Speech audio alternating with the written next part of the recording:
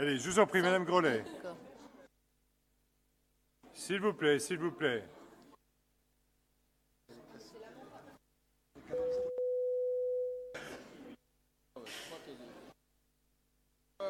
Chers collègues,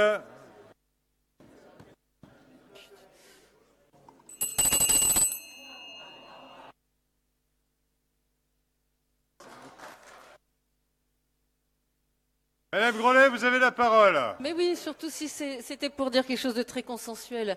S'il y a bien un atout exceptionnel pour notre région, c'est notre situation géographique aux frontières de 4 pays.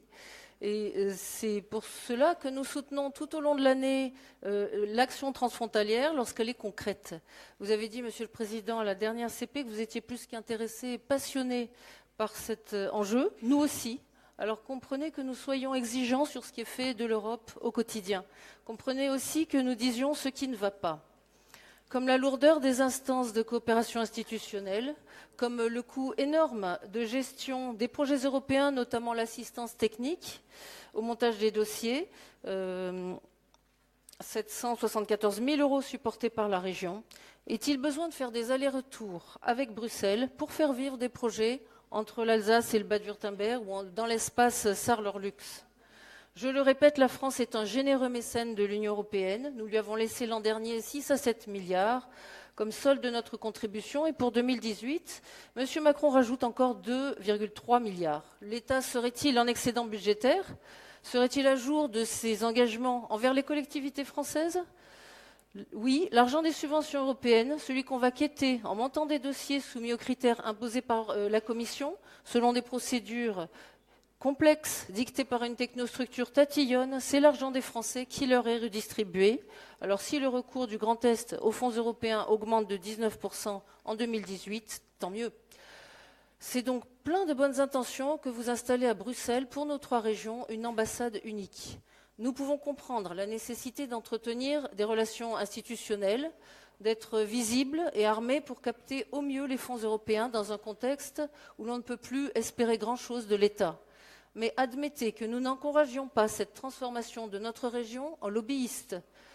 Cette concurrence entre régions françaises à Bruxelles, nouveau maître du jeu qui déconstruit méthodiquement la souveraineté nationale. Nous voulons rester libres de notre destin comme beaucoup d'Européens aujourd'hui. Sur ce budget, nous demandons un droit d'inventaire. Non à l'ambassade à Bruxelles, non au financement de l'Assemblée des régions d'Europe qui ne communique qu'en anglais, non aux opérations de com pour inventer une utopique citoyenneté européenne. Mais oui aux actions qui améliorent le quotidien des habitants, notamment les frontaliers, celles qui soutiennent les initiatives citoyennes, celles qui ouvrent des marchés à l'export à nos entrepreneurs, des échanges à nos écoles, nos universités et arment nos jeunes apprentis notamment par le bilinguisme. Et s'il faut du lobbying, faisons-le à Paris déjà pour faire reconnaître nos besoins, comme face à la saturation des axes routiers dans le sillon lorrain, des améliorations qui ne doivent être en aucun cas facturées aux usagers de la région. C'est au gouvernement de se battre à Bruxelles pour qu'une écotaxe expérimentale ne touche pas les transporteurs français. Alors vous l'aurez compris, en matière de coopération, nous distinguons celle avec les régions frontalières, qui est prioritaire, des autres coopérations, celle avec les autres régions d'Europe, qui peut se justifier par des liens historiques, mais nous attendons impatiemment qu'on fasse des choix clairs entre les 28 anciens partenariats.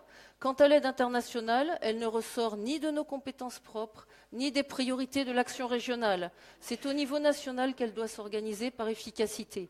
Les impôts locaux, levés par des collectivités locales, doivent aller aux besoins locaux. Il n'y a aucun égoïsme là-dedans, puisque je pense que nous tous, et dont l'une ou l'autre association en charge de l'aide internationale, de la coopération nationale, avec notre argent, mais l'argent versé par les contribuables du Grand Est doit aller à la solidarité avec les Alsaciens, les Lorrains, les Champenois et les Ardennais dans le besoin. Je vous remercie.